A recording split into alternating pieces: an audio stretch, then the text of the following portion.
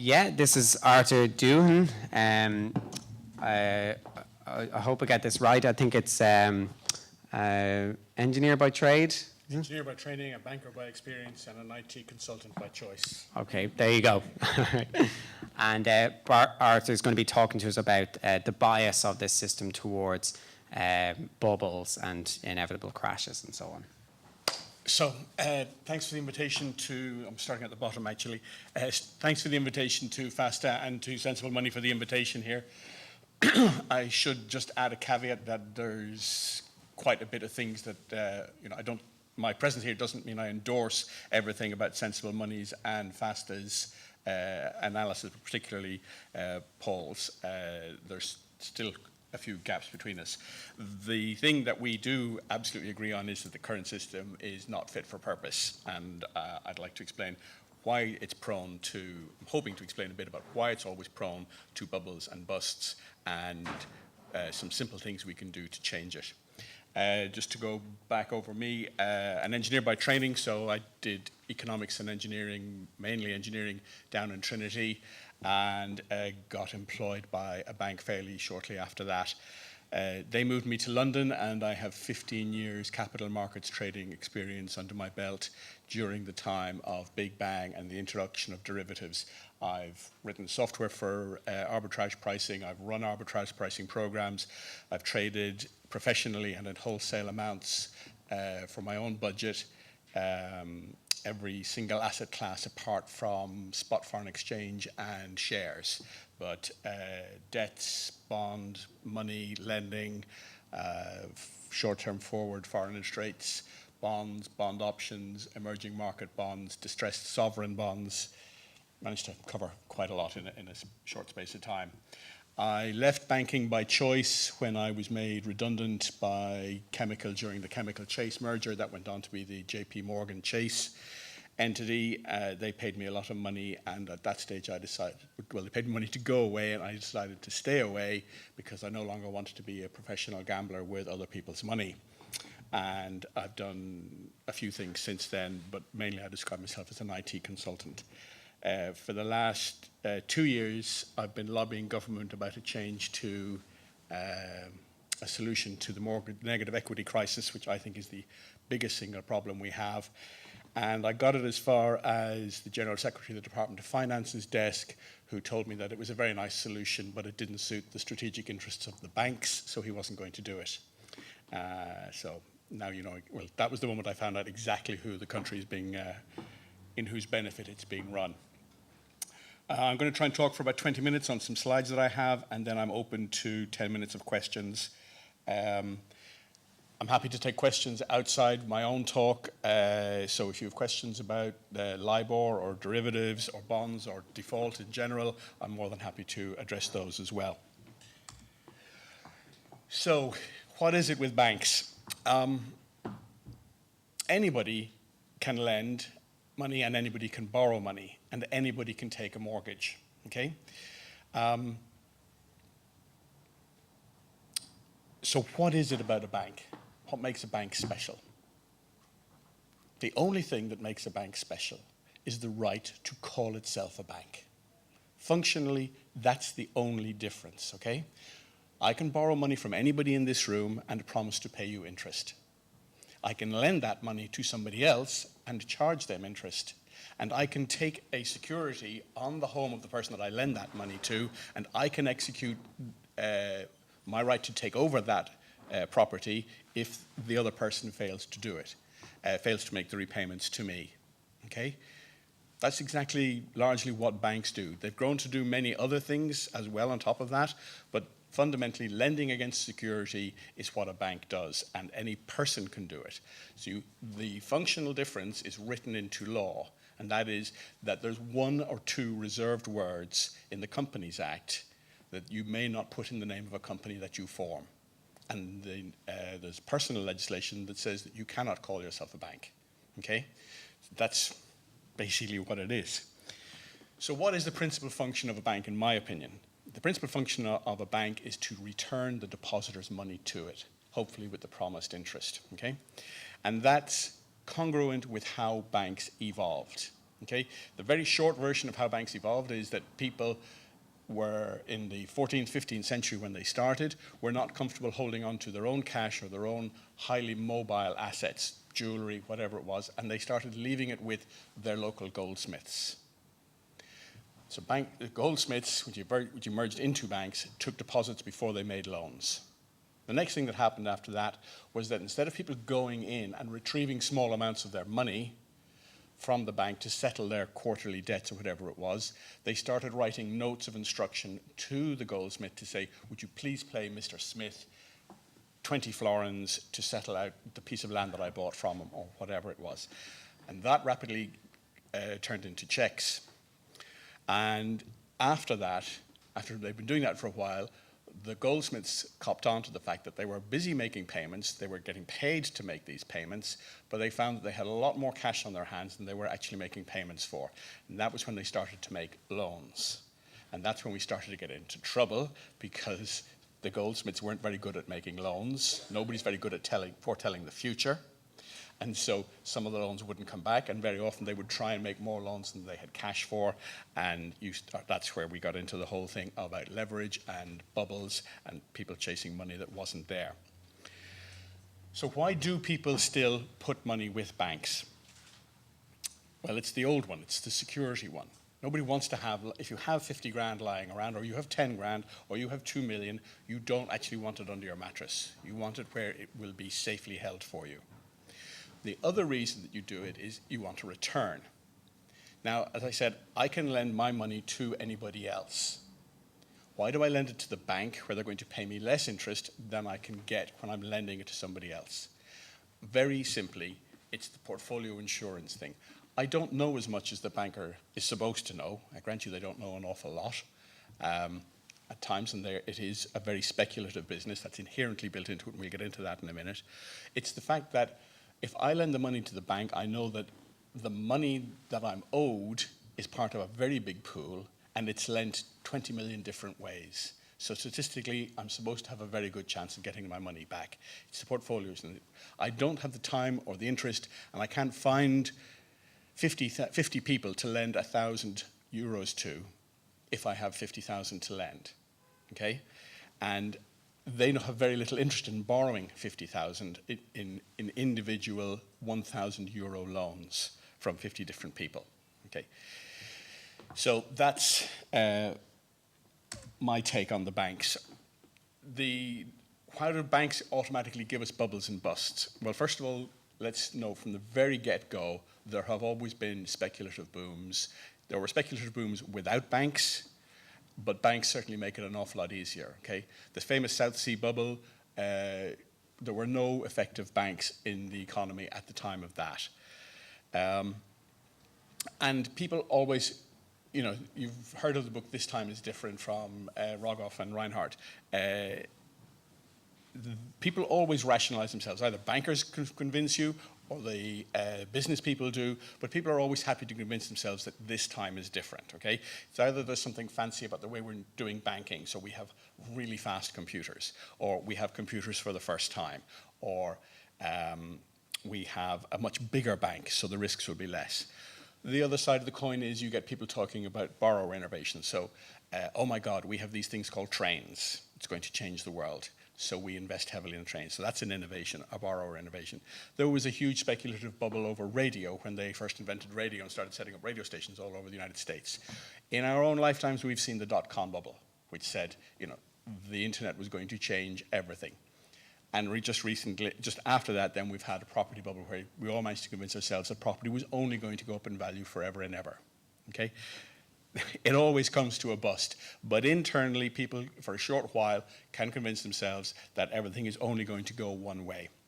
Now, the fact of the matter is, with the exception of this property bubble, almost all of those things did change the world. Radio changed the world enormously, and television coming after it. And absolutely, for sure, the internet is changing everything. And 150 years before that, the trains changed everything about the economy. But as people saw the change coming, in every case, they've tried to make money out of it faster than they could implement the change. So you had a railway bust, a huge railway bust in the 1840s in the UK. where the speculative loans went into it. And you had the same thing in the United States. And here we have huge societal and economic change being driven by the internet. But as that was kicking off, we had an over-speculative hype about it that led to a bust. But the change have followed through. So it comes from, if I say to you that your house is worth 100,000 euros, and I'm prepared to lend you 100,000 euros on the back of that, one of those things is a fact, and the other is an opinion. The loan is a fact. You owe somebody 100,000 euros. The value of the house is an opinion. Now, if I say that 100,000 is going to be, and I'm happy to lend you the 100,000 because it's 2.5 times your salary, plus a bit of equity that you accumulated, that's absolutely fine. If everybody borrows at 2.5 times their salary and a little bit of equity, say 10%, then that opinion becomes a fact economically. If we then move to saying it's 2.75 times your salary, and we do that a few times, that then becomes a fact. And they have a start of a internal circle of logic that you can keep going ad infinitum. Okay? It was 2.5 times when I remember growing up when people were just about able to borrow 2.5 times their salary, when I was a kid. Very quickly moved to 3.5, and then 4.5, and then 5.5. It's still 5.5 times the average salary in the United Kingdom. But it has been up as high as 7 times average salary. Okay?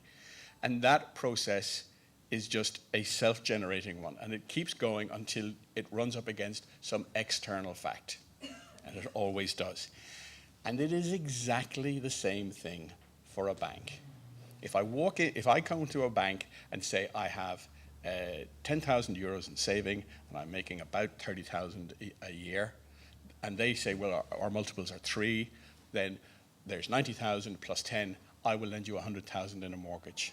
Okay? And if the price goes up by 10% to 110, I've doubled my equity. Okay? I now have 20,000 in equity. Can't necessarily get my hands on it immediately, but I've doubled it.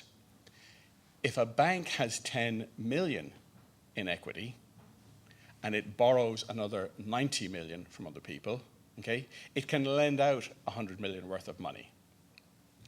And if by doing that, they manage to value all of the assets, right, then the next guy who comes along and says, well, we'll push the price 10% higher. Once that's done in sufficient scale, it becomes the new truth, okay? So what the leverage effects, the multiplication effects that apply to you in your personal circumstances apply exactly the same to banks, okay? If once the thing has become the new norm, it becomes allowable, and you get away with it, then you move on to the next level. And so we have to always look for an external event to come and provide a reality check.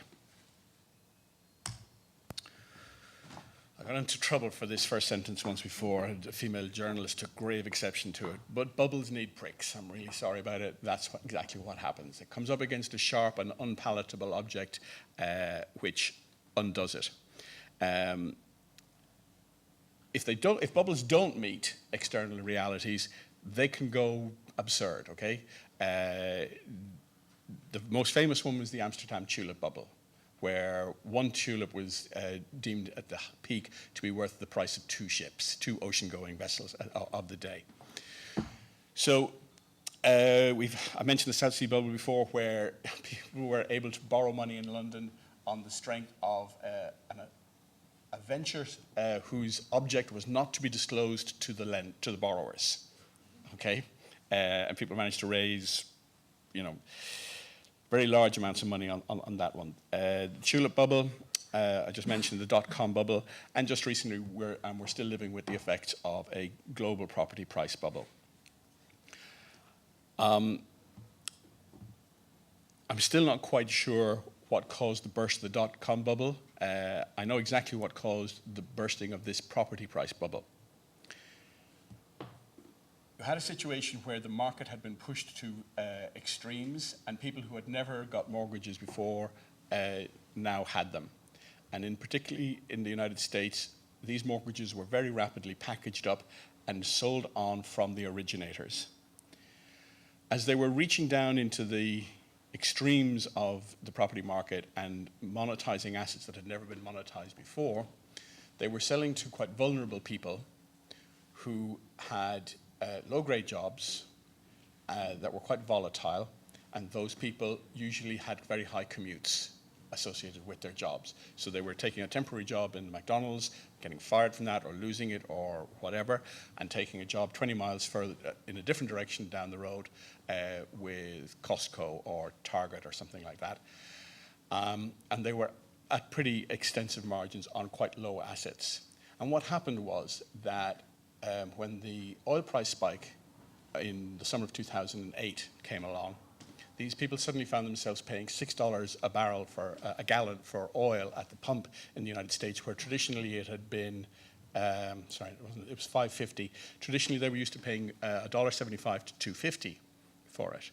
Now, when you're getting paid on a fortnightly basis, but you're filling the tank every 3 days, and you're paying the mortgage on a monthly basis, what happens is,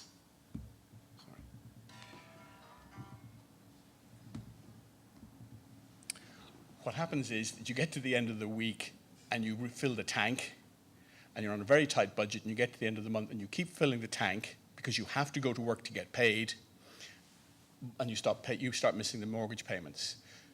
Previously, it wouldn't have been a problem because the bank would have looked at it and said, you know, these people are in trouble, but I don't want to go to the expense of putting them out of their house straight away, and we'll roll with the punch. What was different this time was that the loans had all been securitized and had to be marked to market. So the minute this payment stopped going through to the banks from the people, the banks were not in a position to make the payments onwards because these things were put into special purpose vehicles, so the money wasn't going into the bank to be made onward to the bond that had been sold, the security that had been sold. The payment was directly being channeled to the securities. So when the payments didn't arrive in from the mortgage holders, those class of bonds immediately registered a default. And the default was very widely scattered throughout the American financial system. Those bonds got marked down. Everything in the same asset class then got a markdown in price because of that. And what you had was 2 grains of sand making an avalanche. Okay? It was a very extreme cascade because the thing was very highly leveraged, and it was very diffuse across the entire economy, so across the entire financial system.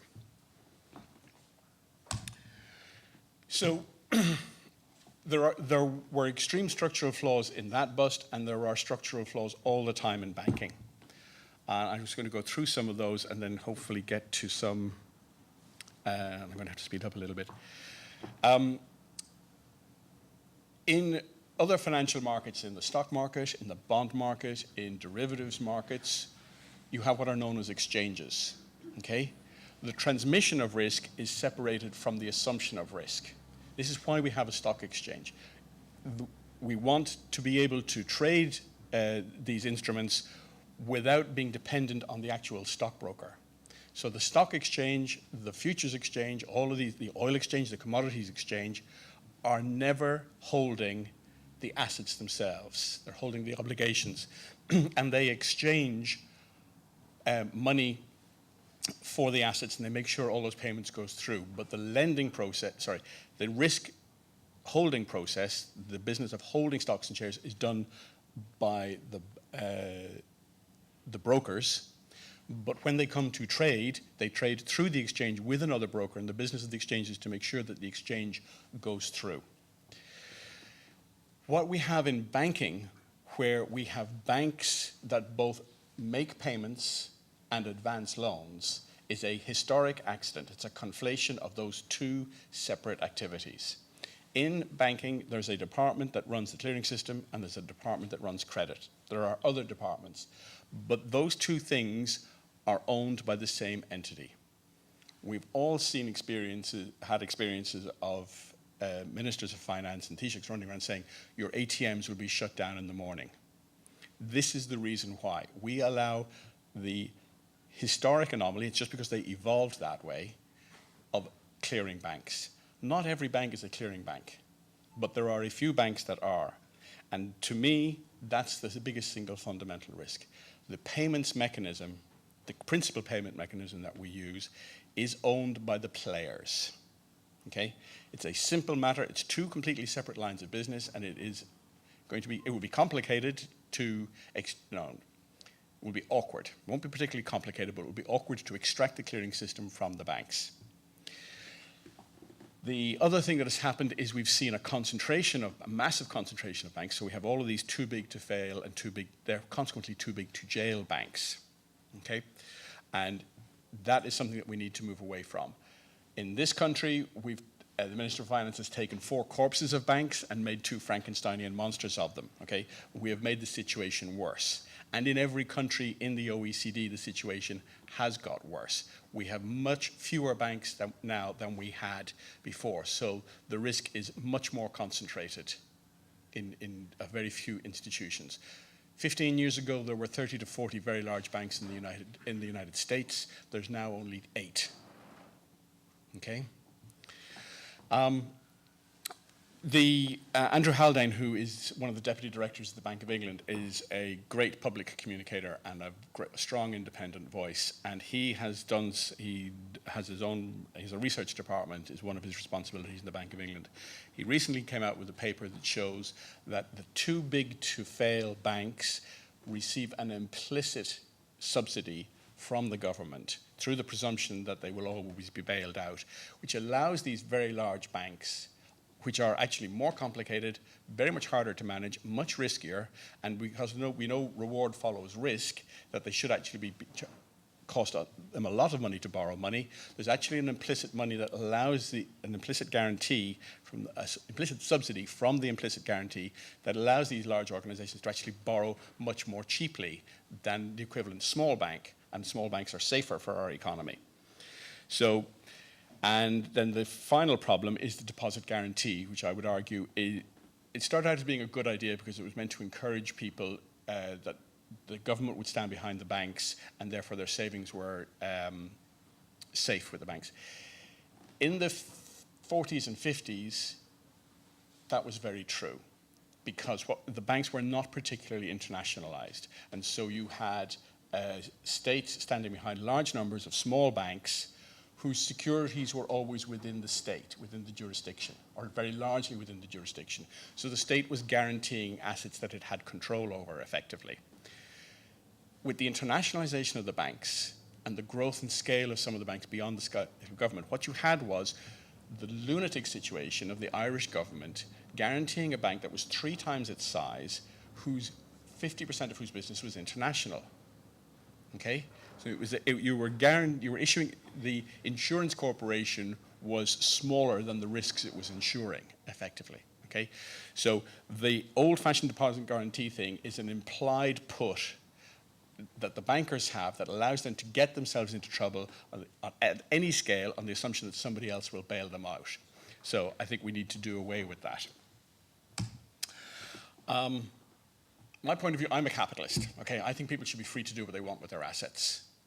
I don't believe that people should be free to get other people into trouble on the back of their irresponsibility.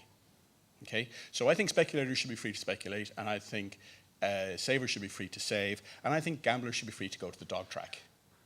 But I don't think that gamblers should be free to go to the dog track with somebody else's money. And that's the implicit structure that we have in the banking system with the guarantees and with the scale of banks that we're allowed to operate at. I'd also like to say that we are all to blame for this. Okay? I don't stand with Enda Kenny saying you're not to blame, and I certainly don't stand with them going off to say they were all drunk and mad on money.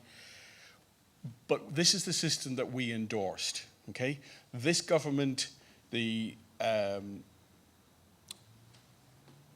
post-2000 governments that we had in this country, there were 3 general elections, and those people got voted in on these principles. So we all endorsed what was going forward. It's not just Fianna Fáil's fault, it is our fault. And we need to take charge and take responsibility for that and stop running around blaming the bankers, blaming the government, blaming whoever. And I think I'd like to bring in some engineering concepts into how we would restructure the banking system. I think the system ought to be able to degrade safely, okay? If your tire on your car bursts, the car doesn't fall apart immediately. And in fact, it will keep rolling down the road quite safely for quite a distance. In all of engineering, we design for fail to safe, okay? And in good computer engineering, we have a process called interoperable simple tools, the Tau of Unix. You should have lots of simple components doing just one thing, and you should allow them to work with each other. But separating out the clearing system from credit advancement would be is an example of how you would do that. So banking is a con. It's always a con game. Paul, am I really short of time? Sort of, actually. Okay. Graham's chair. Yeah, we're okay. I'll put the copy back in 10 minutes, so 5 minutes is fine. Okay.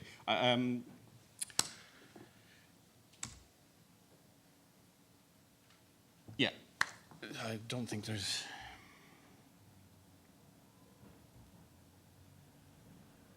I'm going to skip over that bit.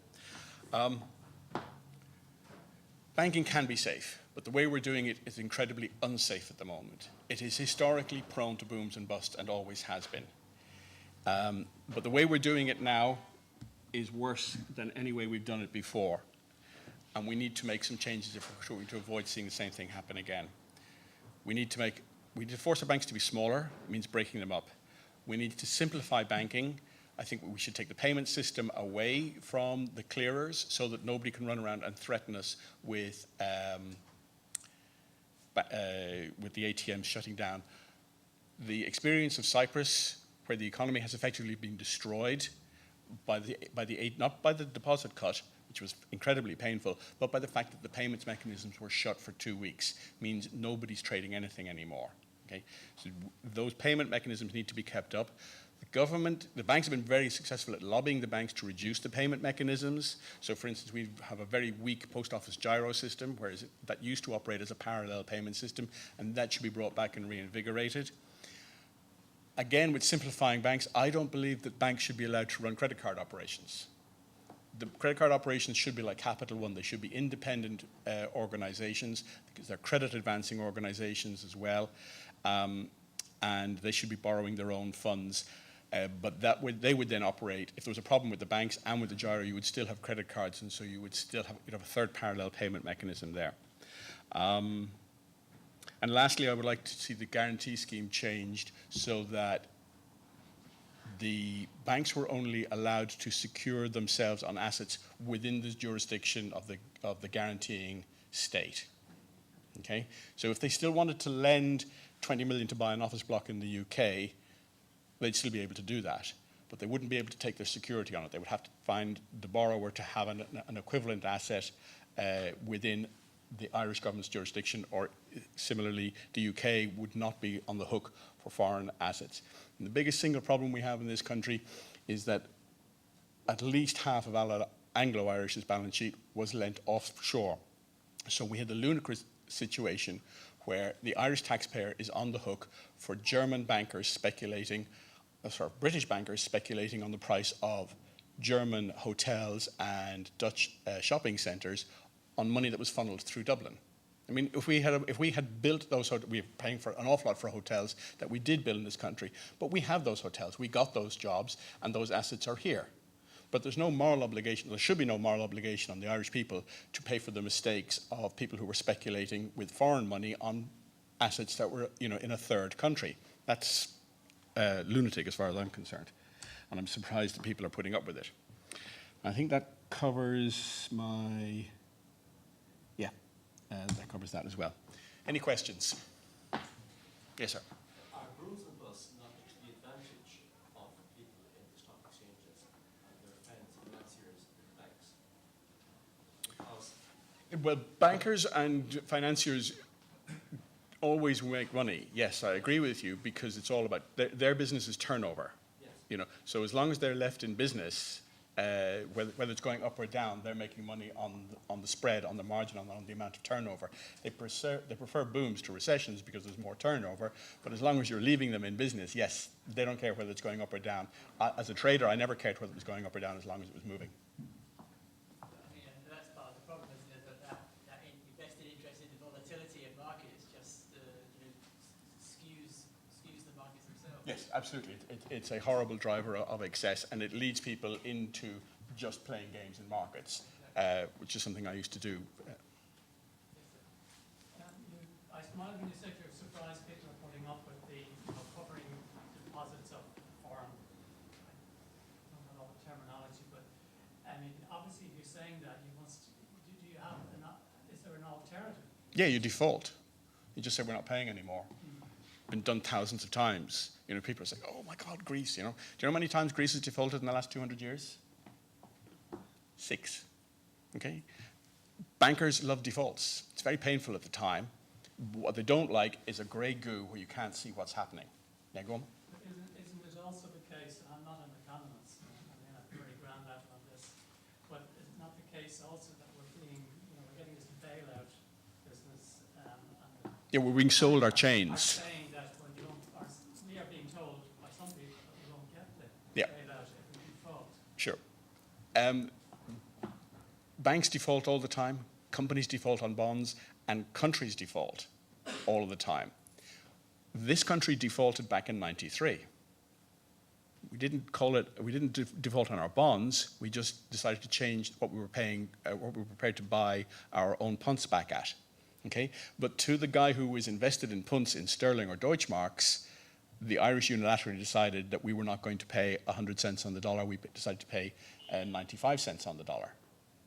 Whichever way you account for it, those guys unilaterally lost out. Suddenly there was one price, and the next minute there was a different price. But '93 was the start of the Celtic Tiger. When you reprice the economy down to sensible levels, people suddenly say, okay, that sum makes sense again. What we're doing at the moment is trying to maintain artificial prices by not defaulting on the loans, by saying, well, actually, 2006 was reality, and we're borrowing money to prop up that. It's absolutely absurd. And that's one of the reasons why people are reluctant to lend to us. Nobody is lending to us other than Brussels, whose business it is to not embarrass themselves, not being seen to embarrass themselves by having made a huge mistake. Sorry, this gentleman was first, and then, yep. More statement than a question, really. Your comment there that we are all responsible, that strikes me a little bit like blaming slaves for slavery. No, because the slaves didn't get a choice. We all did have a choice. If I may finish. We are born into the system that we currently have with the money system, which developed over centuries. But I would agree with you, it is up to the slaves to change it. Okay. So, But slavery was always imposed, and I grant you, we got ourselves out of some form of slavery back in 1922, and we voted ourselves back into it. But you do have a free choice every 4 years to vote for something different, or 5 years. Thanks, Arthur. Just to clarify for people, because what you've both been saying, there might be some ambiguity. There's lots. So why would a bank need to borrow money on an interbank or bond, lend to other banks if they can create it? So it could be Well, I don't accept that banks create money ex nihilo. That's the big point of difference between myself and Paul. Well, this is it. So for the two of you, We explain spoke how for 20 minutes before, we still didn't get to the bottom of this actually, and I think Graham had a good talk there at the start, and he was saying about the interim report from the Banking Commission in the UK. The experts couldn't agree, So in essence, why would you say Well, banks say, borrow? banks deal with two different types of money. They deal with central bank money, and they deal with bank account money, which is the type of money that we use. So if you transfer money from AIB to Bank of Ireland, and let's say 5 billion goes in one direction, and 4 billion goes in another direction, AIB will have to transfer €1 billion of central bank money to Bank of Ireland, or vice versa, depending. So they need this type of money, and they have to borrow that from the central bank. Arthur, So that's the type of money that they Arthur, could you tell? Well, I don't believe there's two kinds of money. There's only one kind of money. So, I'm going to ask you a question Yeah. related to this. I just want to No, for sure. clarify for people. So, if you were Anglo-Irish Bank and you filled up yourself with borrowings from other banks, was that for clearing, from your perspective? Was it purely to clear the central bank money? no, what happened was that Anglo-Irish we are all, to an extent, banking hypocrites in that we all want to borrow long and lend short. So I want to lend my money to Allied Irish for 6 months on deposit, but I want a 25-year mortgage. Okay, so all of the banks, and this is the same with every bank all over the world, bar a very few, where you're always involved in this juggling act. Okay, and it's not the banker's choice. You know, if I'm managing an interest rate book for the bank, you come in and you borrow a mortgage, and it'll be set for, okay, I'm lending you the money for 25 years, but the interest rate is set for 6 months. If General Motors come in to me and ask me to take a deposit from them, I don't tell them that I'm only taking 6-month deposits today. I quote them a rate of interest, and if they decide they give me 25 million for 3 months, then implicitly, automatically, in that transaction, voluntarily entered into by the two customers, not by me, I have massive risk between the change of money after 3 months. Okay? So there's a huge amount of risk that we implicitly put into banks. So when Anglo-Irish had all these loans out on properties, and it had funded them from short-term deposits from other banks and from people, when people suddenly started to say, well, actually, I'm sure that Anglo-Irish are a sensible place, are doing sensible things with money, and I want my money back, Anglo-Irish don't have it because they've lent it all out on these property things, and I'm entitled to my money back. I go in and knock on the door and say, can I have it back? With interbank money, with bonds, the bonds are either maturing, or the interbank loan that they've taken from Allied Irish is maturing today or next week or whatever, and you have to pay it back. And if you don't pay it back, it shows up at the central bank that there's a hole in Anglo-Irish's account of a certain number a day. And I mean, I ran that account for Allied Irish, I ran that account for Banque Paribas, I ran that account for Credit Bank, and believe you me, you get a rocket the day you're a couple of £1,000 overdrawn, let alone 25 million or something like that. And you do that 3 days in a row, I lose my job, and the director has to go in and explain what's going on. And if you can't fill the hole within a week, you lose your banking license. And everybody started to lose faith with the global banking system. And so the banks that did have cash asked for it back, and the only place they were prepared to put it was with other central banks. Okay, and the central banks ended up having to fill the holes. That's where the problem has come from. But basically, you two are saying something different. You're saying yes, they have to be funded. You're saying they don't have to be funded. Yeah. Okay, just clarify the complete. Yeah, Yes. and amazingly, the Central Bank of Ireland or the European Central Bank, they don't have any sort of publication or any sort of guide on where money comes from or why it's assessed with or the accountancy procedures that banks follow and so on. There's one simple way of looking at this, and strange things do happen with money in it, but Paul thinks it's to do with, there's a thing that's a truism, which is called the productivity of the economy times the price index of the economy has to be equal to the amount of money times the velocity of money. Okay? Paul thinks the amount of money changes all the time, and basically I would say the velocity of money changes all the time. I'm going to stop hogging the stage. I'm going to be around for questions afterwards. Thanks very much, everybody.